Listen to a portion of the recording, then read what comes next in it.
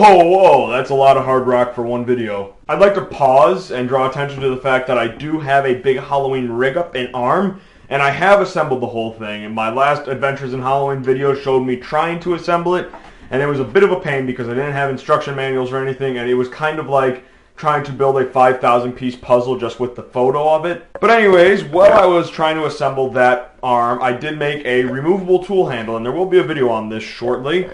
So this is what I'm using to hand hollow out this, and yeah, I suppose I could have just rigged up the whole arm thing, but every time I do that I have to take off my tailstock to fit it on the lathe, and then this happens. Who else really struggles trying to get their tailstock on and off the lathe? My life is so hard. Get in there. Why won't you go in? There we go. Thank you. That is a major source of aggravation that I will constantly suffer from. But anyways, hand hollowing is just a bit more long of a process, but it can produce some nice results. So let's get back into it. Now, to remount the hollow form and turn off the foot, I have found that the no-nose chucky, the original rubber chucky here, works really well. This is a cone made out of a soft rubber material that has a heck of a grip to it. And anyways, you know what? No, I want my other live center. Yipper. Anyways, this is just going to slip right on over. And the only problem with using this type of a jam chuck with a hollow form is that you're kind of smashing the top in. And there is another type of rubber chucky made, and I know you can actually make one of these. I have made one of these, I just don't have it. But basically it is like a long pin with a funnel thing that flares into the rim of a hollow form, and a little piece that applies pressure to the bottom. So basically it's a jam chuck that goes straight down to the bottom with a cone like this to kind of center it up, if that makes any sense at all. Okay, and I'll go ahead and turn off the foot.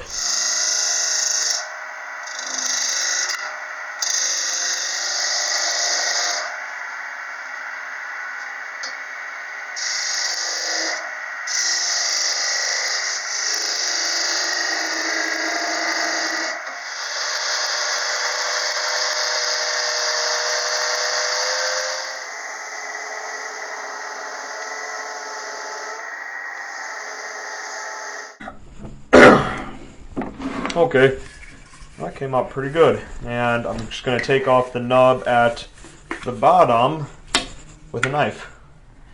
Sign my name, write the year, and that's probably about it. So I would gander a guess that this is Poplar, and it was really, really dry, and I'm going to go ahead and spray some finish on it.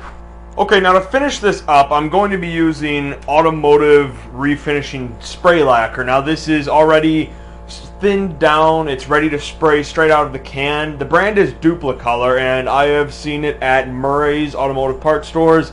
And surprisingly enough, I bought mine from a Meijer or a Walmart, one of those two. And it's kind of weird that they sell it, but I'm not going to argue with it, it's good stuff.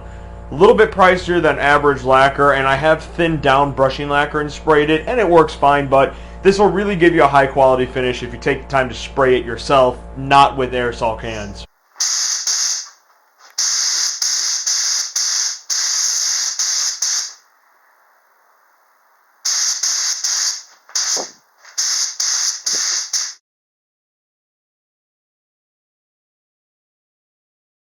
Okay guys, and there's the finished piece. I ended up putting on 4 coats of spray lacquer.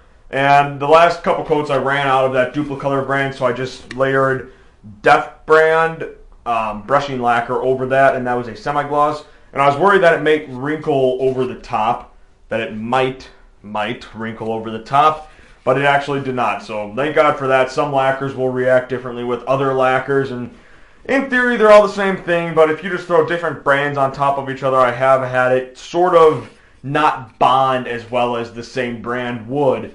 But surprisingly enough, it did work out fine. So now we know the question's been answered. Def brand lacquer does in fact bond to Duplicolor. I'm sure everybody, that was the question on their mind when they woke up. They're like, I wonder. So anyways, that's it for this video, guys. I'd like to thank you all for watching, and please subscribe to my channel, like this video, comment, and share it around. It'll help me out a lot. And I will see you all next week.